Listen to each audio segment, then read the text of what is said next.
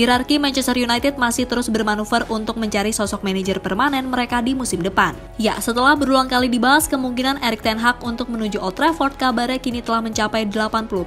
Hal itu semakin dikuatkan dengan keikutsertaan Ronaldo dalam memberikan pendapat. Dan menurut laporan dari Mirror, CR7 sendiri tampaknya juga setuju bila ten Hag akan menjadi manajer baru Setan Merah musim depan. Meski begitu, hadirnya ten Hag jelas dinilai akan membuat beberapa nama yang dianggap tak sesuai dengan filosofi pelatih asal Belanda itu akan ditendang dari skuad utama. Dan untuk itu, kami mencoba merangkum deretan nama yang kemungkinan besar akan keluar dari Theater of Dreams seandainya ten Hag resmi bergabung.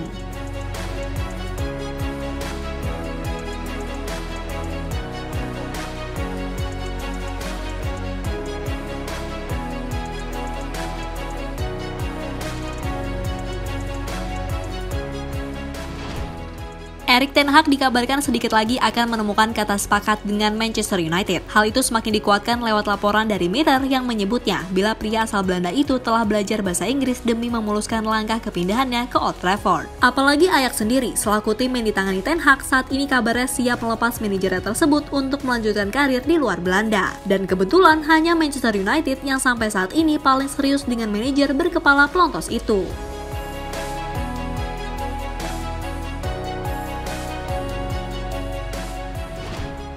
Ya, rumor kedatangan ten Hag ke United sendiri semakin kuat tatkala menurut laporan Mirror, Ronaldo yang memang memiliki cukup pengaruh di tim menyatakan telah setuju. Terlebih, sebagaimana kita tahu, CR7 adalah penggemar dari sepak bola menyerang. Dan ten Hag adalah pelatih yang bisa dibilang sangat menyerang dan terorganisir. Hal itu sendiri pernah diakui langsung oleh CR7 tatkala masih membela Juventus asuhan Maurizio Sarri yang terkenal sangat menyerang. Musim ini kami bermain sepak bola dengan lebih banyak menyerang. Kami menggunakan sistem baru yang saya sukai.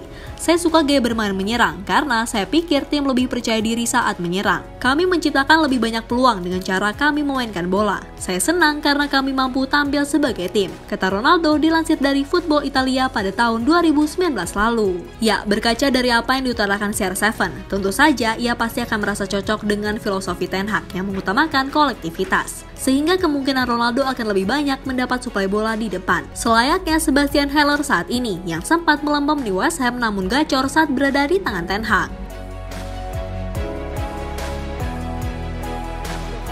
De eerste kans meteen al aan voor Ajax. De bal wordt donderdag aangeraakt en gaat tegen de paal en in de rebound is het raak. En de vlag gaat niet omhoog vooralsnog.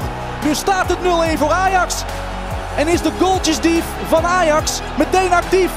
Zijn tweede minuut in de Champions League en hij scoort.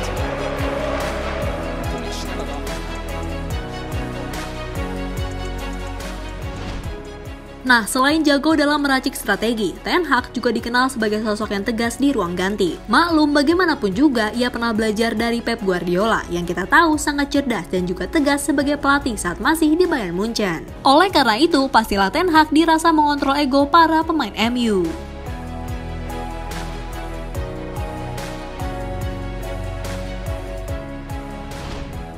Sementara itu, legenda Manchester United Rio Ferdinand mengaku sangat setuju bila ten Hag bisa menjadi pelatih MU. Menurutnya ada beberapa aspek yang menurutnya bisa membuat ten Hag sukses di Old Trafford. Selain itu, Ferdinand juga menilai jika ten Hag tahu rasanya bekerja di bawah ekspektasi yang tinggi, sehingga ia yakin ten Hag cocok dengan MU. Kita tidak boleh lupa bahwa Ajax bukanlah klub kecil, mereka klub yang hebat dan mereka klub terbesar di Belanda. Memang betul bahwa Ajax berbeda dengan Man United, namun mereka masihlah klub yang besar. Selama di sana, dia bekerja di bawah ekspektasi yang tinggi untuk selalu meraih kemenangan. Saya rasa situasi seperti itu akan sama jika ia datang ke Manchester United. Ia akan menghadapi tekanan dan ekspektasi yang besar, dan ia teruji bisa mengatasi itu, kata Ferdinand dilansir dari Daily Mail.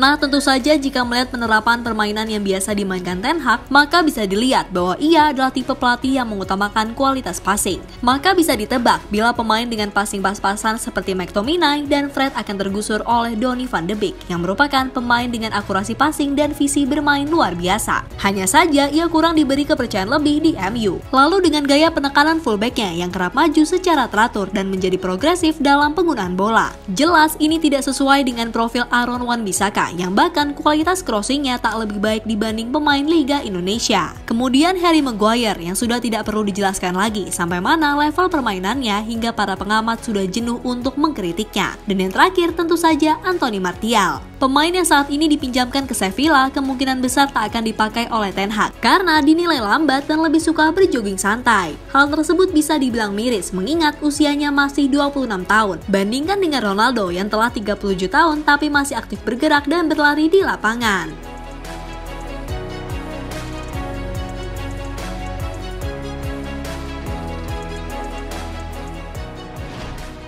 Kini menarik ditunggu apakah dengan bergabungnya Ten Hag yang memang sangat diinginkan oleh Rangnick akan mampu membuat MU kembali menjadi tim yang disegani? Kita nantikan saja. Jadi itulah tadi pembahasan tentang 5 pemain yang keluar dari MU apabila Ten Hag masuk sebagai pelatih.